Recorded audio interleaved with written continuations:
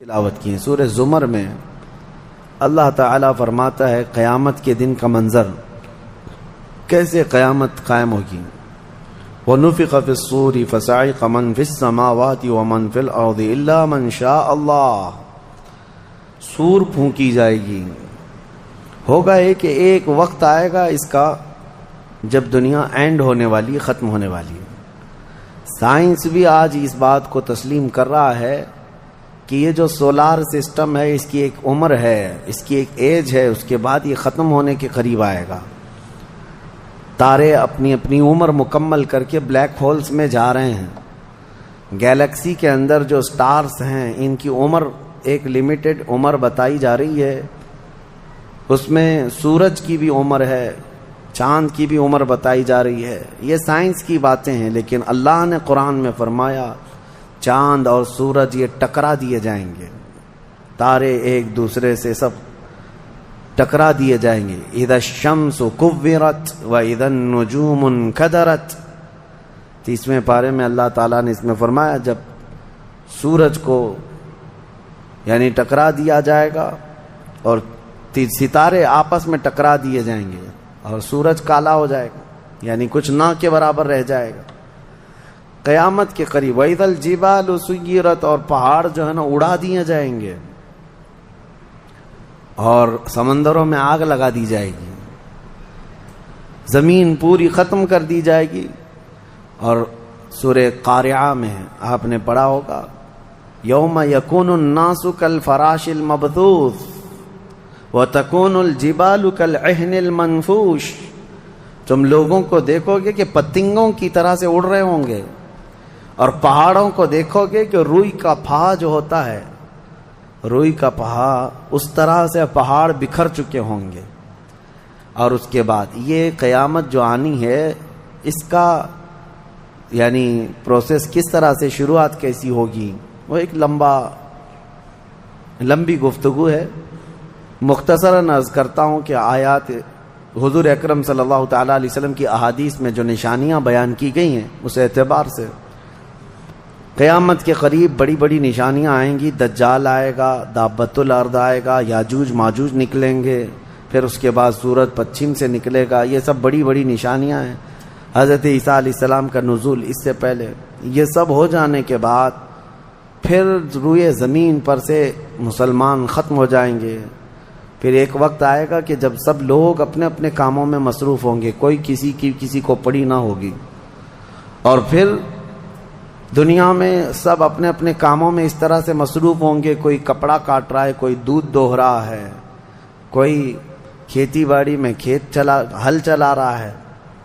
اللہ تعالیٰ قرآن میں فرماتا ہے کہ تم دیکھو گے ان زلزلۃ الساعۃ شیء عظیم یوم ترونها تذهل كل مرضعۃ عما ارضعت وتضع كل ذات حمل حملها، اچانک ایک سور کی آواز آئے گی۔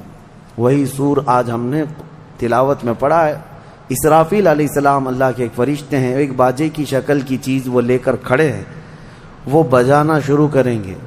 شروع میں دھیمی دھیمی آواز آئے گی اور یہ آواز بڑھتی چلی جائے گی یہاں تک کہ یہ آواز اتنی سخت ہو جائے گی کہ جو جہاں تھا وہیں کھڑا رہ جائے گا۔ کپڑا کاٹ رہا تھا اس کے ہاتھ سے کینچی گر گئی، جو کھیتی باڑی کر رہا تھا، ہل چلا رہا تھا، وہ وہیں کا وہیں رک جائے گا۔ دودھ دوہنے والا اس کا ہاتھ ویسے ہی رہ جائے گا، یہاں تک کہ حاملہ عورتوں کے پیٹ سے بچہ نکل کر گر جائے گا، جو عورتیں حمل سے ہوں گی۔ اور اس کے بعد پھر ایسی غشی، پھر سب پر موت طاری ہوگی اور زلزلے آئیں گے اور پوری زمین کو ہلا کر کے ختم کر دیا جائے گا۔ یہ قیامت ہے، یہ قیامت ہے۔ سور پھونکنے پر سارے انسان جتنے روئے زمین پر ہیں سب کے سب ختم ہو جائیں گے۔ اس کے بعد اللہ تعالیٰ فرماتا ہے ثم نفخ فیہ اخری، پھر دوسری بار سور پھونکنے کا حکم ہوگا۔ لیکن کیسے؟ سور جب حضرت اسرافیل علیہ السلام پھونکیں گے، پہلے انسانوں کی موت، پھر یہاں پر جتنی مخلوقات ہیں، جنات ہیں، جانور ہیں، سب کی موت، چرند پرند تو چھوڑے، نباتات، یہ پیڑ پودوں میں کی جان ختم۔ چاند سورج کو جب ختم کر دیا گیا تو پھر کوئی چیز ہی نہیں، ستارے، چاند، سورج سب بلکہ اللہ تعالیٰ کے جتنے ملائکہ ہیں، جبرائیل امین علیہ السلام سے لے کر دوسرے ایک فرشتے تک، سارے ملائکہ کو بھی موت آئے گی، سب موت کے شکار ہوں گے، اور سارے جب انتقال کر جائیں گے تو پھر بچتا کون ہے؟ صرف حضرت اسرافیل علیہ السلام، جنہوں نے سور پھونکا۔ اب ان کو سور پھونکنے کا حکم جو تھا وہ کہا جائے گا روک دو اب۔ پھر اللہ تعالی حضرت اسرافیل علیہ السلام کو بھی موت طاری کرے گا، اور روح نکالنے والا فرشتہ کون ہے؟ ملک الموت اسرائیل علیہ السلام۔ اب تک یہ سب کی روح نکال چکے ہوں گے، اور پھر اللہ تعالی اسرائیل علیہ السلام کی بھی روح نکال دے گا۔ اسرائیل جو سب کی روح نکالتے ہیں، ان کو بھی موت ہے، ان کو بھی موت ہے۔ اور پھر ہم نے پڑھا کل شیء ہالک الا وجہہ، ہر شے فنا ہو جائے گی سوائے رب العالمین کے۔ کل من علیہا فان ویبقى وجہ ربک ذو الجلال والاکرام، جو کچھ بھی ہے سب فنا ہو جائے گا، تمہارے رب کی ذات صرف باقی رہے گی، کوئی نہیں باقی رہے گا۔ پھر جب مولا کی مرضی ہوگی، رب تبارک و تعالیٰ دوبارہ اسرافیل علیہ السلام کو اٹھائے گا۔ اسرافیل علیہ السلام دوبارہ اٹھیں گے، اور پھر ان سے کہا جائے گا دوبارہ سور پھونکو، پھر سے پھونکو۔ اب جب دوبارہ حضرت اسرافیل علیہ السلام سور پھونکیں گے تو یہ زندگی کا سور ہے۔ پہلے والا یہ نفخہ اولا اس کو کہتے ہیں، وہ موت کا تھا، اور نفخہ ثانیہ حیات کا ہے، زندگی کا ہے۔ اب رب تعالیٰ نے جو وعدہ فرمایا تھا کہ ہم تمہیں موت کے بعد دوبارہ اٹھائیں گے، یہ وعدہ اس وقت پورا ہوگا۔ اب دوسرے مرتبہ جب سور پھونکنا شروع کرتے ہیں اسرافیل علیہ السلام، کتنے انسان آئے گئے، آدم علیہ السلام سے لے کر قیامت تک، سب وہ زمینوں میں جہاں کہیں ہوں گے، کسی کو جلا کر ختم کر دیا گیا ہو، کسی کو جانور کھا گیا ہو، کسی کو پانی میں ختم کر دیا ہو، کسی بھی طرح سے، لیکن مولا تعالیٰ سب کو اٹھانے والا ہے۔ لیکن فرمایا حدیث پاک میں ہے کہ یہ دوسری سور پھونکنے کے بعد سب سے پہلے روئے زمین پر جو اٹھیں گے وہ محمد الرسول اللہ کی ذات۔ میرے آقا صلی اللہ تعالی علیہ وسلم فرماتے ہیں میں اپنی قبر سے اٹھوں گا سب سے پہلے، اور محشر کے میدان کی طرف جو حضور جائیں گے تو فرماتے ہیں حضور صلی اللہ علیہ وسلم اٹھیں گے، ان کے بعد ابو بکر صدیق، ان کے بعد عمر فاروق رضی اللہ تعالیٰ عنہ، پھر ساری کائنات کو اللہ اٹھائے گا۔ اور جب رسول کریم صلی اللہ تعالیٰ علیہ وسلم فرماتے ہیں میں میدان قیامت میں اس حال میں آؤں گا کہ میرا ایک ہاتھ ابو بکر کے کندھے پر ہوگا، دوسرا عمر ابن خطاب کے کندھے پر ہوگا۔ یقیناً وہ اس دن کے دولہا ہے، قیامت کا منظر ہے جب رسول کریم صلی اللہ تعالیٰ علیہ وسلم تشریف لائیں گے۔ اور اس کے بعد رب تعالیٰ نے فرمایا، سورہ زمر میں 2 آیتیں آئی ہیں، وَسِيقَ الَّذِينَ كَفَرُوا إِلَى جَهَنَّمَ زُمَرًا، اب جو کفار تھے ان سب کو کھینچ کر کے لایا جائے گا میدان قیامت میں۔ پہلے تو میں آپ کو بتا دوں پوری تفصیلات قیامت کے میدان میں، اس کے بعد ان آیتوں کی تفسیر پر آتا ہوں۔ پھر جب سب کو اٹھا دیا گیا تو ایک زمین ہوگی، اب وہ زمین کہاں ہوگی وہ اللہ بہتر جانتا ہے کس جگہ، کیونکہ یہ زمین ہے ہی نہیں، یہ آسمان ہے ہی نہیں، تو پھر اس وقت بنے گا کیا یہ اللہ ہی بہتر جانے۔ کہاں بنے گا، کس طرح بنے گا، اس میں ہم نہ سوچ سکتے ہیں نہ مثال دے سکتے ہیں۔ اب آپ مجھے بتاؤ، یہ جو زمین جس پہ آپ بیٹھے ہیں یہ ختم ہونے والی، کیا رہے گا نیچے؟ آسمان جو دکھ رہا ہے یہ بھی ختم ہونے والا ہے، پھر کیا رہے گا اوپر ہمیں نہیں معلوم۔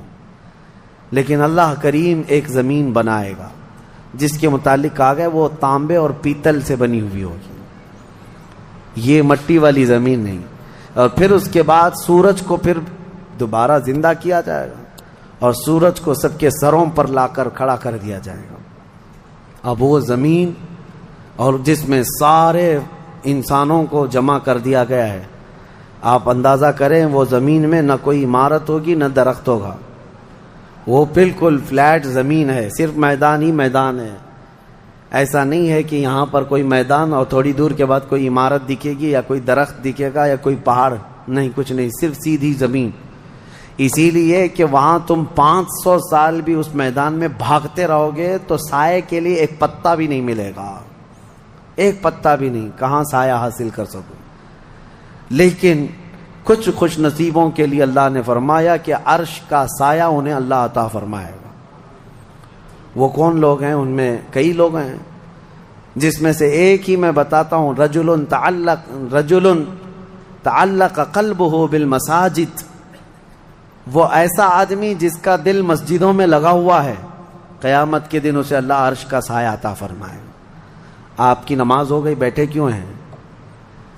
نماز ہو گئی، نماز کے بعد چلے جانا چاہیے، لیکن تمہارا دل مسجد میں لگا ہوا ہے۔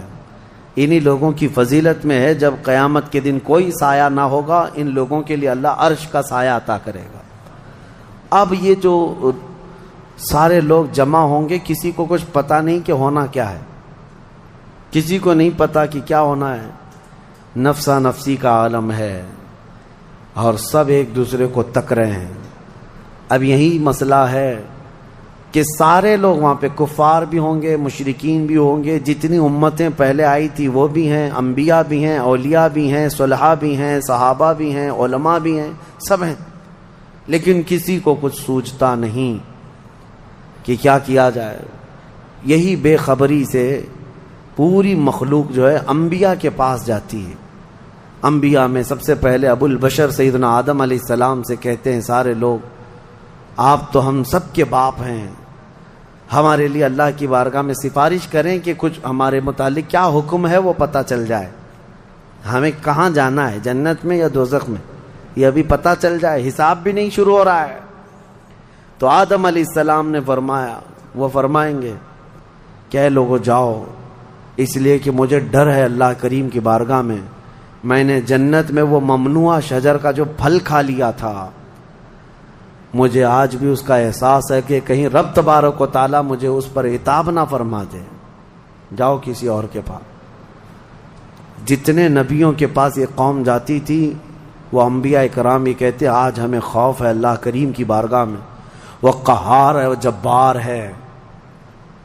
اور میں نے آج ایک آیت یہ بھی پڑھی ہے سورہ مومن میں، اللہ نے فرمایا لمن الملک اليوم، اس دن یہ آواز آئے گی، آج کی بادشاہت کس کی ہے، آج کی بادشاہت کس کی ہے؟ پھر اللہ خود فرمائے گا للہ الواحد القہار، ایک قہر کرنے والے خدا کی آج بادشاہت ہے۔ اس دن صرف اس کی سلطنت ہوگی، صرف اس کی حکومت ہے۔ انبیاء، ملائکہ سب ڈرے ہوئے ہیں، پتہ نہیں برسوں یہ قوم گھومتی رہے گی مخلوق۔ عیسیٰ علیہ السلام فرمائیں گے کہ اے لوگو جاؤ محمد الرسول اللہ کے پاس، آج وہ تمہاری سنیں گے اور اللہ ان کی سنے گا۔ پوری مخلوق جب نبی کریم صلی اللہ علیہ وسلم کے پاس آتی ہے تو نبی پاک صلی اللہ تعالیٰ علیہ وسلم فرماتے ہاں میں اسی کے انتظار میں ہوں۔ پھر حضور صلی اللہ علیہ وسلم سجدے میں گرتے ہیں اور اللہ کو منانے لگتے ہیں کہ مولا ہے تو تیرے بندے، تو حساب تو شروع فرما۔ اس کو کہتے ہیں شفاعت کبریٰ۔ یہ کیا ہے شفاعت کبریٰ؟ بڑی شفاعت، یہ سب کے لیے، کافروں کے لیے، مشرکوں کے لیے، سب کے لیے۔ یعنی حضور کی پہلی شفاعت کس کام کی تھی؟ کہ اللہ حساب تو شروع کرے، یہ شفاعت کبریٰ ہے، حساب شروع کرے مولا تعالی۔ ساری انسانیت کے لیے حضور جب سجدے میں گرتے ہیں اللہ کریم فرماتا ہے ارفع رأسک یا محمد۔ حضور نے یہ فرمایا ہے کہ اس دن میں سجدے میں ایسی ثنا اور ایسی حمد بیان کروں گا اللہ کی جو آج تک کسی نے نہیں بیان کی ہوگی، اور اسی دن مجھے اللہ وہ تلقین بھی فرمائے گا۔ اور جب حضور ثنا کر رہے ہوں گے اللہ فرماتا ہے ارفع رأسک یا محمد، اے محمد صلی اللہ علیہ وسلم اپنا سر اٹھائیے، آپ مانگیے آپ کو دیا جائے گا، آپ پوچھئے آپ کو جواب دیا جائے گا۔ یہ پہلا سوال ہے اللہ کی بارگاہ میں قیامت کے دن، اور پہلا جواب ہے، باقی کسی بندے کو کوئی جواب نہیں تھا۔ اللہ کی بارگاہ میں حضور نے جب یہ عرض کیا تو رب تعالیٰ فرماتا ہے ملائکہ کو جس کی ڈیوٹی تھی، جس کا کام تھا کہ میدان قیامت میں میزان عمل لگا دیا جائے، حساب و کتاب ہوں، سب کے نامہ اعمال ان کے ہاتھوں میں دیے جائیں، سب کو پڑھنے کا حکم دیا جائے. اب حساب کا آرڈر آ گیا, حکم آ گیا, تو لوگ تھوڑی راحت کی سانس لیتے ہیں کہ چلو حساب شروع ہونے والا ہے. لیکن ابھی اتنا آسان نہیں ہے, اتنا آسان نہیں. اب فرشتے لا رہے ہیں سب کے اعمال نامے. لوگوں کو ایسا لگتا ہے اعمال نامہ یہ 4 پنے کا ہوگا. ہاں, جیسے ایگزام پیپر میں فل شیٹ A4 سائز کی شیٹ لے کر کے بیٹھتے ہیں. قرآن میں تو اللہ تعالیٰ نے فرمایا کہ جب نامہ اعمال فرشتے لے کر کے آئیں گے تو کتنے ہوں گے پتہ ہے؟ تمہاری نظر جہاں تک جاتی ہوگی وہاں تک صرف کتابیں تمہاری ہوں گی, صرف تمہاری کتابیں فرشتے لاد کر کے لا رہے ہوں گے. اس میں سب لکھا ہوگا, زندگی میں جتنی مرتبہ باتیں کیا تھا, جو کچھ بھی کیا تھا, سب ڈیٹیل ہوگا. اور ہر آدمی وہاں پکار کر کے کیا کہتا ہے؟ مالی ھذا الکتاب لا یغادر صغیرۃ ولا کبیرۃ الا احصاها. اے اللہ تو کیسی کتاب بنا دیا, اس میں چھوٹی چیز بھی نہیں چھوڑی گئی, بڑی چیز بھی نہیں چھوڑی گئی, سب لکھ دیا گیا ہے. اور پھر لا کر کے تھما دیا جائے گا. یہ پہلی علامت ہے کہ جس کے سیدھے ہاتھ میں اس کے نامہ اعمال پکڑا دیے جائیں گے, فرمایا گیا اس کے لیے وہیں سے ہلکا پن ہے, بشارت ہے کہ آسانی ہوگی. اور جس کے بائیں ہاتھ میں فرشتوں نے پکڑا دیا تو سمجھ لو کہ اب لمبا اس کا وقت جانے والا ہے, حساب سخت ہونے والا ہے. یہ تو صرف پڑھ کے سنانا ہے اور اس کے بعد پھر پکڑ ہوگی کسی کام پر. یہ تو نے کیوں کیا تھا, اس کی وجہ بتا. یہ تو نے کیوں کھایا تھا, اس کی وجہ بتا. اس کے ساتھ ایسا کیوں کیا تھا, اس کا سبب بتا. صرف پڑھ کر کے سنانا نہیں ہے, جو کیا تھا اس کی وجہ بتانا ہے. اور جب وجہ کچھ نہ ہوگی, حکم آ جائے گا کہ انہیں اوندھے منہ کھینچ کر کے دوزخ کی طرف لے جائیں. یہ قیامت کے دن ہو رہا ہے. اب یہاں پر ایک دوسری شفاعت ہے میرے آقا صلی اللہ علیہ وسلم.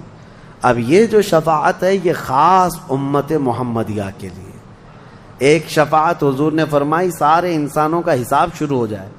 جب حساب شروع ہو گیا تو رب حضور صلی اللہ تعالیٰ علیہ وسلم پھر سجدہ کرتے ہیں اللہ کی بارگاہ میں. اللہ فرماتا ہے محبوب سر اٹھائیں, پوچھیں, آپ کو دیا جائے گا. حضور عرض کرتے ہیں مولا میری امت کی بخشش آسان فرما دے, میری امت کا حساب آسان فرما دے. اب حضور کو اختیار دیا جائے گا. حضور کی یہ بھولی بھالی امت جہاں جہاں ہوگی, حضور صلی اللہ علیہ وسلم فرماتے ہیں میں ان کو دور سے پہچان رہا ہوں گا. دیکھو میرے عزیزو, بھرا مجمع ہے, کتنی امتیں ہیں. ایک صحابی نے پوچھا یا رسول اللہ ہم کو آپ قیامت میں پہچانیں گے؟ حضور نے فرمایا یقیناً پہچانوں گا. کیسے؟ حضور فرماتے ہیں زندگی میں تم جو وضو کرتے تھے, یہ جو اعضائے وضو ہیں چہرہ اور ہاتھ, حضور فرماتے ہیں قیامت کے دن یہ سورج کی طرح چمک رہے ہوں گے. اور اسی چمک سے میں پہچان لوں گا یہ میری امت ہے, جس کے ہاتھ چہرے چمک رہے ہوں. جو وضو ہی نہیں کرتا اس کا کیا چمکے گا. لیکن حضور صلی اللہ تعالیٰ علیہ وسلم نے حدیث پاک ہے یہ, وضو کے اعضاء کی چمک سے حضور اپنی امت کو پہچان لیں گے, فلاں میرا امتی ہے, فلاں میرا امتی ہے. بہرحال اب اس کے بعد اب میں ان آیتوں کی طرف آتا ہوں. حساب و کتاب ہو رہا ہوگا. سب سے پہلے وہاں پر قیامت کے دن جن کو لایا جائے گا, الگ الگ روایات ہیں, اس میں 3 لوگوں کے متعلق فرمایا گیا, ایک عالم, ایک شہید اور ایک امیر آدمی پیسے والا. حالانکہ تینوں اچھے لوگ تھے.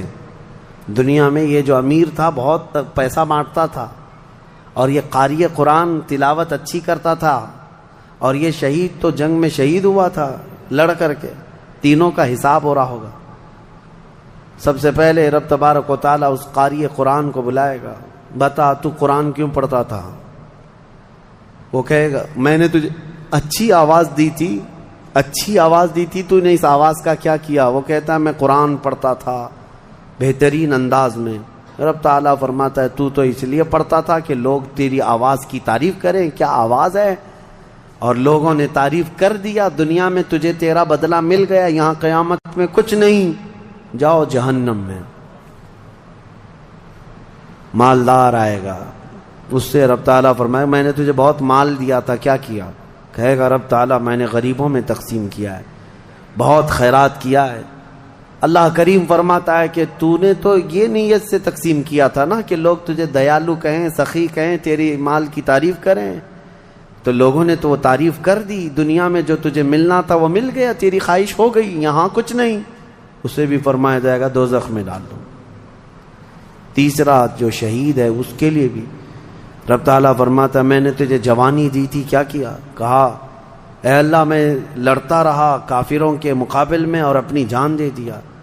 فرماتا ہے رب تعالیٰ کہ تو یہ سوچتا تھا نا کہ لوگ تیری بہادری کی تعریف کریں، لوگ تجھے بطل جلیل کہیں، مجاہد کہیں، تو یہ لوگوں کی تعریف سننے کے لیے کرتا رہا۔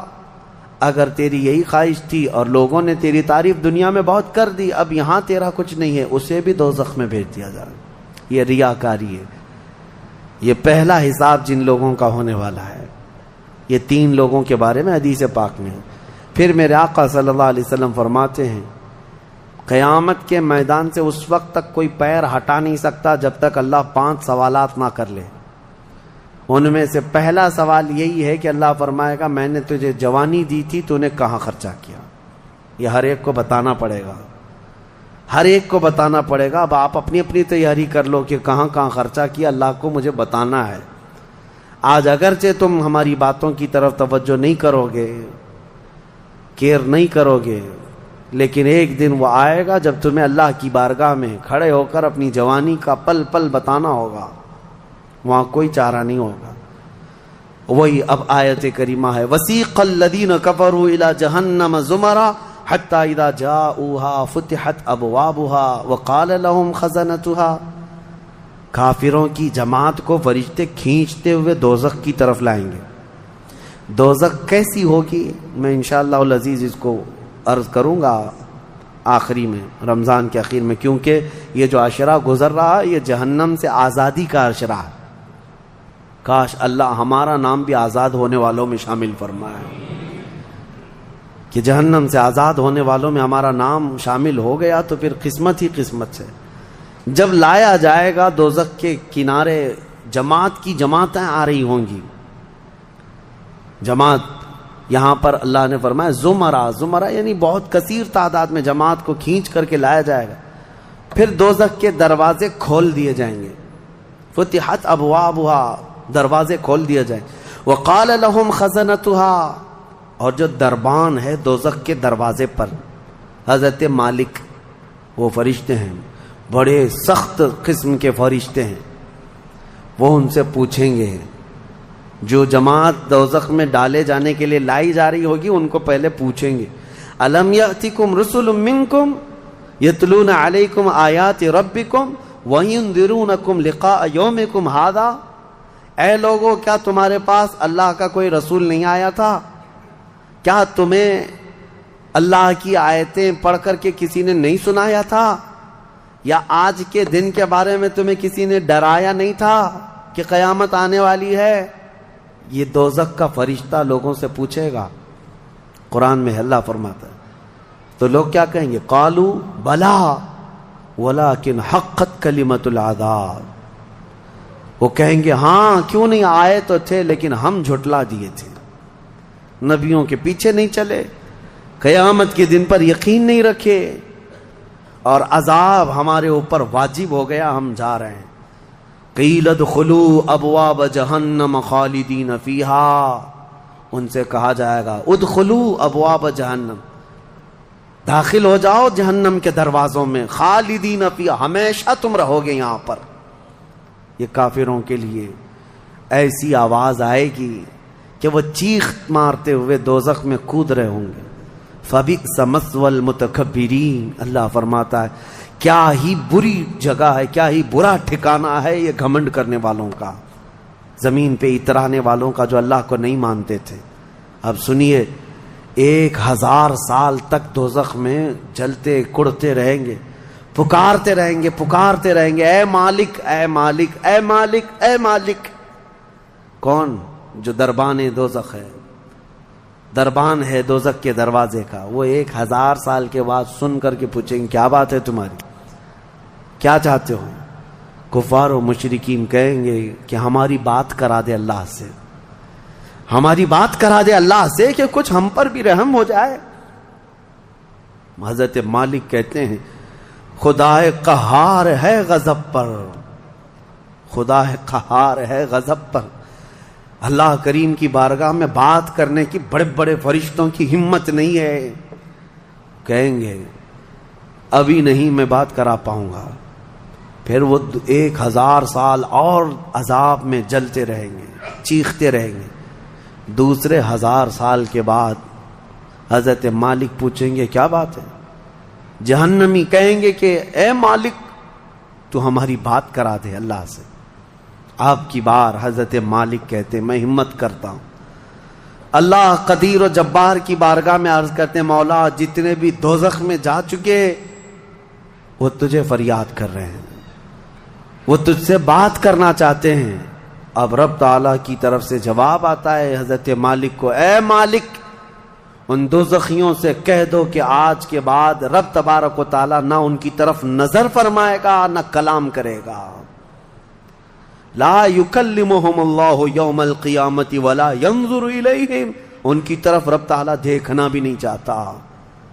وہ قدیر و جبار خدا جب دنیا میں ہر دن بلا رہا تھا آجا میرے بندے میرے پاس، آجا میرے بندے میری طرف آجا، ففروا الی اللہ، اللہ کی طرف دوڑ پڑ، نہیں سنتا تھا، ایک دن بھی نہیں سنا۔ اور جہنم میں جانے کے بعد پکار رہا ہے، رب تعالیٰ فرماتا ہے اب اللہ ان کی طرف دیکھنا بھی نہیں چاہتا۔ حضرت مالک جب یہ پیغام سنا دیتے ہیں اللہ کا، جہنم میں ایسی چیخ نکلتی ہے جہنمیوں کی کہ پورا جہنم ہلنے لگ جاتا ہے، کانپنے لگ جاتا ہے ان جہنمیوں کی چیخ سے کہ اب ان کو کہہ دیا جاتا ہے خالدین فیہا، اب تم ہمیشہ کے لیے رہو گے یہاں پر۔ اسی لیے میرے عزیزو کفر سے ڈرو، کفر سے ڈرو۔ گناہ کرنے کے بعد معافی ہے لیکن کفر کی معافی نہیں۔ اسی لیے اولیاء امت ڈرا کرتے تھے کہ کہیں موت سے پہلے ایمان چلا گیا، کفر پر موت ہو گئی تو کیا ہوگا؟ پھر ہمیشہ کے لیے دوزخ میں جانا پڑے گا، نہ وہاں کسی کی سفارش ہوگی نہ کوئی شفاعت ہوگی۔ شفاعت اور سفارش گنہگاروں کے لیے ہے، کافروں اور مشرکین کے لیے نہیں۔ قرآن میں اللہ نے فرمایا ان اللہ لا یغفر ان یشرک بہ ویغفر ما دون ذلک لمن یشاء، بے شک اللہ تعالیٰ اس کے ساتھ کیے ہوئے شرک کو اور کفر کو ہرگز معاف نہیں کرے گا، اور اس کے علاوہ جو کچھ بھی کیا ہے اللہ سب معاف کرے گا، کفر کو اور شرک کو معاف نہیں کرے گا۔ اب سنیے دوسری آیت ہے وَسِيقَ الَّذِينَ اتَّقَوْا رَبَّهُمْ إِلَى الْجَنَّةِ زُمَرًا، اس میدان قیامت میں کچھ وہ جماعتیں بھی ہیں جو دنیا میں تقوی حاصل کر چکی تھی، فرمان خدا پر چلتی تھیں، ان کی نمازیں ٹھیک تھی، اللہ سے ڈرتے تھے، اپنی راتیں وہ رو رو کر گزارتے تھے، مولا کو پکارتے تھے۔ وہاں قیامت کے دن اللہ ان کے حال یہ ہیں کہ ان کا استقبال ہو رہا ہوگا، فرشتے ان کو سجا کر کے لا رہے ہوں گے، اور وہ بھی جماعت کے ساتھ جا رہے ہوں گے جنت کی طرف۔ تو جیسی وہ پہنچیں گے فتحت ابوابھا، قرآن میں ہے 7 دروازے جنت کے ان کے لیے کھول دیے جائیں گے۔ یہ پرہیزگار لوگ ہیں، یہ تقوی والے لوگ ہیں۔ جیسے ہی جنت کے دروازے کھلیں گے وقال لهم خزنتها، وہاں پر بھی دربان ہے ایک، جنت کے دروازوں کا دربان وہ حضرت رضوان ہے علیہ السلام، وہ فرشتہ وہاں پر ہے، جنت کے دربان ہے۔ جیسے ہی یہ جماعتیں قریب پہنچیں گی دروازوں کے، کیا کہے گا دربان جنت؟ وقال لهم خزنتها سلام علیکم طبتم، مبارک ہو، اللہ کی سلامتی ہو تم کو۔ یہ جو ہم سلام کرتے ہیں نا السلام علیکم، یہ جنتی سلام ہے۔ یہ دربان جنت جو داروغہ ہے جنت کے دروازوں کا، وہ سلام کرے گا فرشتہ جو آ رہے ہیں جنت میں، سلام علیکم طبتم، مبارک ہو، خوش آمدید، اللہ کی سلامتی ہو، فادخلوها، آ جاؤ جنت میں داخل ہو جاؤ، خالدین، ہمیشہ کے لیے، اب تم بھی یہاں سے نہیں جاؤ گے۔ اب ہمارے اس چھوٹی سی زندگی میں بتاؤ میرے عزیزوں، اب اندر جیسے ہی جنتی داخل ہوتے ہیں کیسے، سب سے پہلی نعمت کیا ملتی ہے جنت میں؟ اللہ اکبر، آپ کے لیے اور ہمارے لیے سیب ملے گا، انگور ملے گا، گوشت ملے گا، کھانے کے لیے کیا ملے گا؟ میرے عزیزو، سب نعمتیں اپنی جگہ پر، لیکن فرمایا گیا جنتی جیسے ہی جنت میں پہلا قدم رکھتا ہے محمد الرسول اللہ کھڑے ہوں گے، میرے آقا صلی اللہ تعالی علیہ وسلم ہوں گے اپنے امتیوں کے استقبال کے لیے۔ اس سے بڑی نعمت کیا ہے میرے عزیز؟ جنت میں داخل ہو جانے کے بعد اب سورہ واقعہ جب آپ پڑھیں گے تو جنت کا اس میں تذکرہ ہے۔ اللہ نے فرمایا ثلۃ من الاولین وقلیل من الآخرین علی سرر موضونۃ متکئین علیہا متقابلین۔ وہاں دیوان لگائے ہوں گے، بڑے بڑے محلات ہوں گے جن کی ایک اینٹ سونے کی، ایک اینٹ چاندی کی بنائی ہوگی، پورے زمین پر جو گھاس ہوگی وہ زعفران سے بھی زیادہ ملائم۔ اور اللہ نے کتنی جگہ قرآن میں فرمایا جنات تجری من تحتها الانہار، ایسے باغیچے جن میں نہریں بہ رہی ہوں گی، اور ایسی نہریں جن کا پانی دودھ کی طرح سفید، شہد سے زیادہ میٹھا اور ٹھنڈا، یہ ٹھنڈے میٹھے پانی کی نہریں جس کو کوثر اور سلسبیل کہا گیا ہے، یہ جنت کے باغیچوں سے ہو کر گزر رہی ہوں گی۔ جنتی جتنے بھی ہوں گے وہاں پر وہ نہروں کے قریب بیٹھے ہوں گے، ان کے چہرے اتنے چمک رہے ہوں گے، وجوہ یومئذ ناظرہ، ایسے چمک رہے ہوں گے، دمک رہے ہوں گے، 14ویں کا چاند ان کے چہروں کے سامنے پھیکا ہوگا۔ یہ جنتیوں کے چہرے ہوں گے، اور وہ اپنے جب جنتی محل میں جائیں گے، ایک محل سامنے ہوگا، دوسرا محل ادھر ہوگا، آمنے سامنے جنتی باتیں کرتے ہوئے بیٹھیں گے۔ یہ قرآن پاک میں اللہ نے فرمایا ان کی خدمت کے لیے غلمان، لڑکے بھی ہوں گے، حوران جنت، وہ جنتیوں کی خدمت کے لیے ان کی بیویاں وہاں پر بنائی جائیں گی، وہ اتنی حسین و جمیل خوبصورت ہیں کہ جنتی کے لیے آج تک نہ ویسی خوبصورتی یا حسن دنیا میں کسی نے سنا ہے نہ دیکھا۔ یہ حوران جنت ہر جنتی کو دی جائیں گی۔ اب اس کے بعد جنت میں پہنچ جانے کے بعد تمہارے لیے کیا نہیں ہوگا؟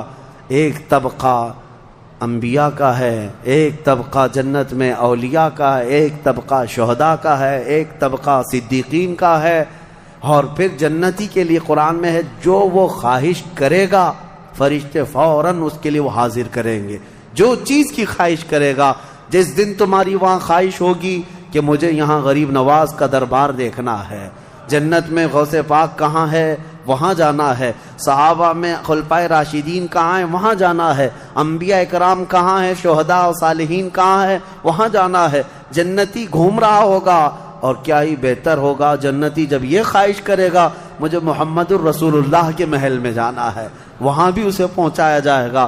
وہ ہر ایک بڑے سے بڑے انبیاء، صالحین، شہداء اور رسولان اعظام کے ہاں جاتا رہے گا، آتا رہے گا، جاتا رہے گا، آتا رہے گا۔ جنت کی نعمتیں اس کی ختم نہیں ہوں گی، یہاں تک کہ اللہ کریم فرمائے گا حوران جنت کو یہ میرے وہ بندے ہیں جو صرف میری حمد سنتے تھے دنیا میں، اے حوران جنت تم اپنی میٹھی آواز میں اب میری حمد ان کو یہاں سناؤ۔ 100 سال تک وہ حوران جنت انہیں حمد سناتی رہیں گی۔ پھر جنتیوں سے اللہ پوچھے گا پیٹ بھر گیا؟ وہ جنتی کہیں گے مولا اور تیری تعریف سننے کا دل کرتا ہے۔ داؤد علیہ السلام جن کی آواز میں بڑی مٹھاس تھی، رب تعالیٰ فرمائے گا اے میرے داؤد خلیفۃ اللہ، آؤ ان جنتیوں کو اپنی سریلی آواز میں میری حمد سناؤ۔ اب وہ 100 سال تک سناتے رہیں گے اور جنتی مدہوش ہوں گے اور سنتے رہیں گے، یہ جنت کے ترانے وہاں پر سنائے جا رہے ہیں۔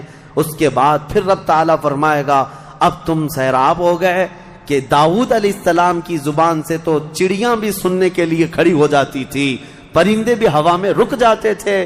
اب جنتی کہیں گے کہ مولا اور تیری حمد ہو اور تیری تعریف ہو، ہم سننا چاہتے ہیں۔ رب تعالیٰ جب فرمائے گا اے فرشتو حجابات ہٹاؤ، اب میں سناؤں گا اور میرے بندے سنیں گے۔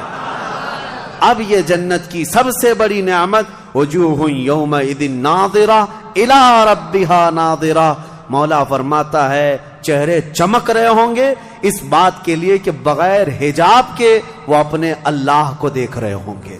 اس سے بڑی نعمت جنتی کو کچھ نہیں ہے کہ مولا کریم حجابات ہٹا دے گا، جس کے تم یہاں سجدے کرتے ہو، جس سے تم گڑ گڑا کر مانگتے ہو، وہ مولا جنت میں پردے ہٹا دے گا، اور فرمایا گیا جنت کی سب سے بڑی نعمت دیدار الہی ہے۔ اسی لیے رمضان میں بھی میرے آقا نے فرمایا افطار کرنے والے کو دو خوشیاں دی جائیں گی، کہ جب بندہ افطار کرتا ہے تو اس کے لیے بھی یہ فرمایا گیا ہے کہ جیسے ہی وہ افطار کرتا ہے، ایک تو اس کے پیٹ ٹھنڈے ہونے کی خوشی ہے، گلا تر ہونے کی خوشی ہے، لیکن دوسری خوشی ہر افطار کرنے والے روزے دار کے لیے کہ رحمان فرمائے گا میں نے تیرا محفوظ کر لیا ہے جنت میں، اب تجھے میں اپنا دیدار کراؤں گا۔